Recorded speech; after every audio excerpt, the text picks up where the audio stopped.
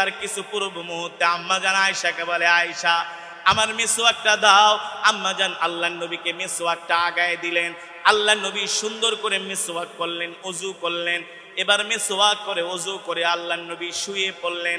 ডাক দিয়া বললেন, আয়েশা আইনা আবি বকর, আমার বন্ধু আবু বকর কোথায়? আবু বকরকে একটু ডাক দিয়া নিয়ে আসেন। আম্মা জান আয়েশা হযরত আবু বকরকে ডাক দিয়া নিয়ে আসলেন।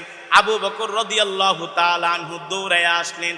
দেখতেছেন আল্লাহর নবী কান্না করতেছেন। আল্লাহর নবীর হাত ধইরা আবু বকর সিদ্দিক রাদিয়াল্লাহু তাআলা আনহু কান্না করতেছেন।